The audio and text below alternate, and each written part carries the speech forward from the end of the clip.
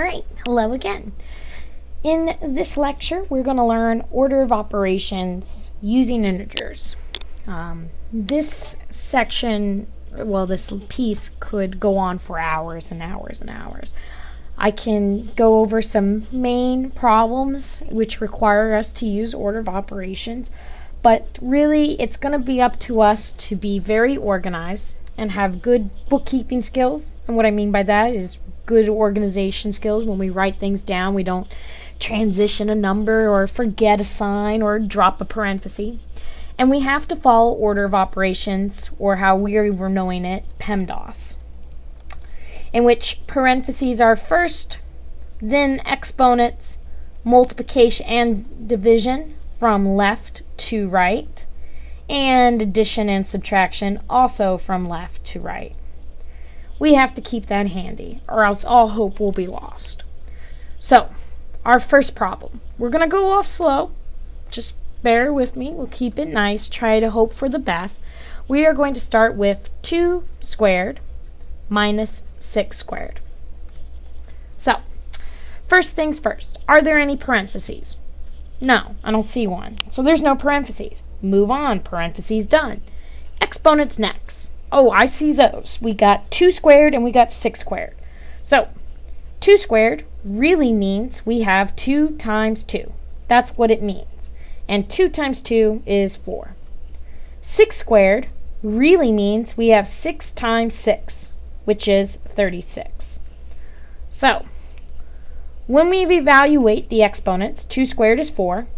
Minus here is on the outside, so we have minus. And 6 squared is 36. 4 minus 36. Well, you can change this into addition, where you keep the 4. You change from subtraction to addition, and you find the opposite of 36, which is negative 36. And now we can see clearly the signs are different. One's positive, the other's negative. Take bigger absolute minus smaller. 36 minus 4 is 32. And we keep the sign of the bigger guy. And that's not too bad. Now you're thinking, well, that one only had exponents in it and subtraction. That, of course, was easy. Yeah, we got to start somewhere, right? So let's try another one. Get a little bit more difficult, maybe. Let's say we have, let's throw in brackets. So we have curly bracket, square bracket, 57. Minus 2 times 5, close square bracket. So that's one nice set. Minus, oh my goodness, square bracket, 90 divided by 1 plus 2, close parenthesis, close square bracket, close curly bracket, times by 3. Woo, that was almost not quite fitting on our screen there, right? So, what we're going to do is pace ourselves through it. Now, order of operations say parentheses first. So we have parentheses, we also have square brackets, and we also have curly brackets. And I'm not going to knock you if you can't draw curly brackets pretty, okay?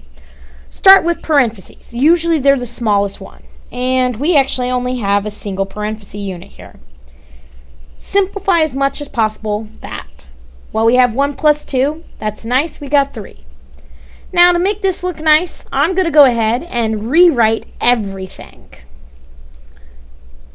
I know that's weird, and you're probably like, oh my god, my hand's going to fall off. But it helps you keep organized. Don't drop off anything. Okay.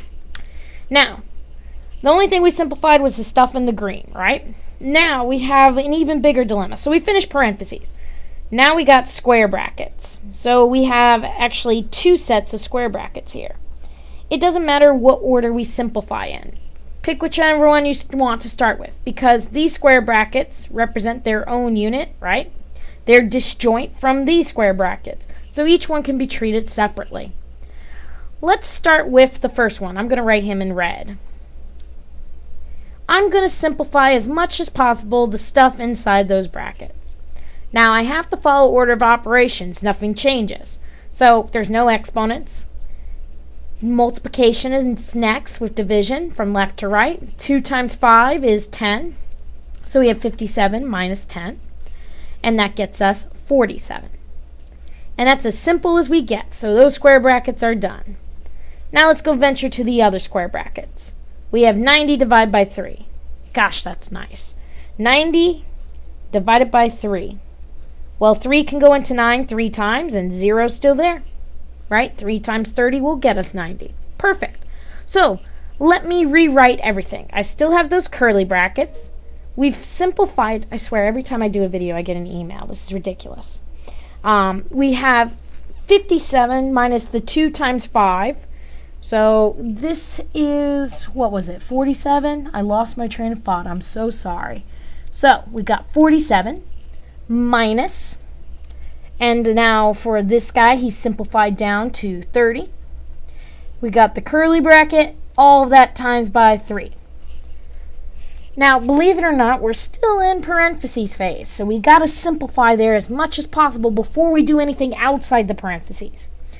So, parentheses here, the curly brackets, we got to simplify inside them as much as possible. 47 minus 30 is 13. No, that's crazy talk. Let me go ahead and write it out. Crazy woman here. So I got 47 minus 30. Well, 7 minus 0 is 7. 4 minus 3 is 1. Okay, 17. Don't know where she got the other number from. Now, that is being still in the curly brackets, multiplied by the 3. So we got to do 17 times 3, and to be safe, I'm going to go ahead and actually write it out. No way I can make a boo-boo. 3 times 7 is 21. Place the 1, carry the 2. 3 times 1 is 3, plus the 2 is 5. And we have 51 as our answer. So not too bad. Let's do another one. And really all it's going to make us practice is our parentheses and order of operations. Let's get another ugly one. Let's see if I can fit it on the screen. We have 33 minus 4 plus 6 in parentheses divided by 2. Close square bracket. And I'm not done yet. Minus, open square bracket, 1 plus 15 divided by 3. Close square bracket. Alrighty. So, same story here. We don't have curly brackets, but we start with parentheses and we work our way out to the square brackets. And during the whole time, we follow order of operations. There's no point in which we say, screw it. No, we follow order of operations. So, we have parentheses. We'll start there. I actually don't see any others, so we'll just simplify him. 4 plus 6 is 10. Now, I'm going to rewrite everything. That way I don't have room for error. And, of course, as we get better with these, we don't have to rewrite them. But I like to be safe. As you can see, I can do crazy number stuff, so just safer to write it out. Now, that was the parentheses, so that's all for them. We're going to head on into the square brackets. And once more, they were nice enough. The 2 square brackets that we have are completely separate of one another.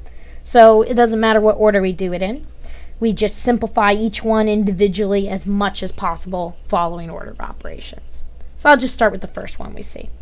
Now inside there, we have 33 minus 10 divided by 2. Division is before any subtraction. So we have to do 10 divided by 2 first. And 10 divided by 2 is 5. So we have 33 minus 5, which gets us 28. Now that's it for the first square bracket, so now let's move on to the second pair. Same deal here. We have to simplify as much as possible inside the parentheses following order of operations. And we have lucky division coming up first. 15 divided by 3 is coincidentally 5 again. And 1 plus 5 is 6. Now, what's going on between these two? We have the square brackets here minus the square brackets here. So we have 28 minus 6, which gets us 22.